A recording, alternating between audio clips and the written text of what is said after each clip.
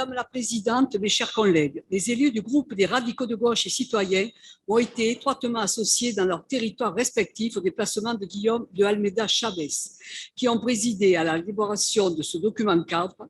Lors de ces rencontres franches et sincères, où chacune et chacun a pu librement s'exprimer, nous avions alors pu prendre pleinement conscience de la diversité et de la complexité des enjeux auxquels nous devions faire face.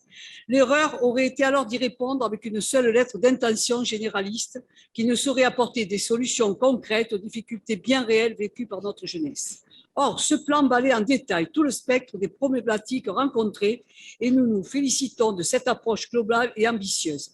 Il ne s'agit ici nullement d'en rester à l'énonciation de grandes orientations dénuées de toute incarnation, mais bien au contraire de mettre en pratique des choix politiques forts qui doivent sensiblement améliorer le quotidien de la jeunesse occitane.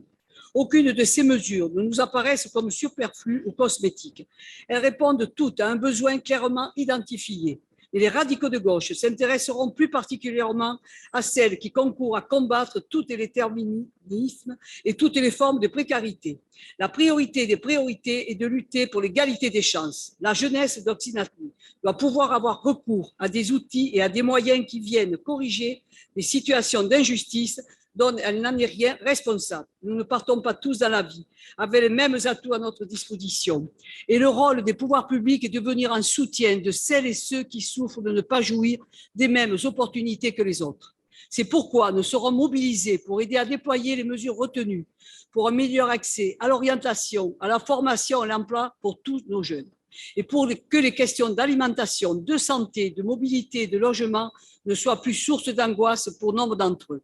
C'est une bataille pour l'égalité qui s'engage et qui doit se trouver au corps de notre action. Dans l'intérêt direct de la jeune génération tout d'abord, pour lui permettre de s'épanouir, de bien vivre en Occitanie, en l'accompagnant dans sa quête de liberté. Car il n'y a pas d'émancipation et d'accomplissement possible sans ces droits élémentaires qui sécurisent un parcours de vie.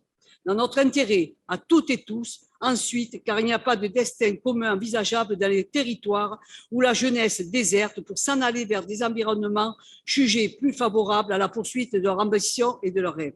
Ce plan exhaustif répond donc aux enjeux actuels que rend compte notre jeunesse qui a fortement bousculé ces dernières années, qui n'a jamais semblé aussi vulnérable aux différentes crises qui se succèdent.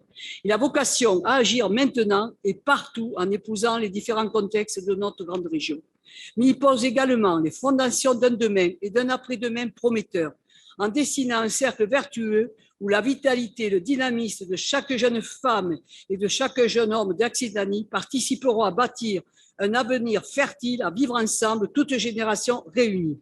Notre groupe s'associe à ce message d'espoir et votera donc en faveur de ce rapport. Je vous remercie.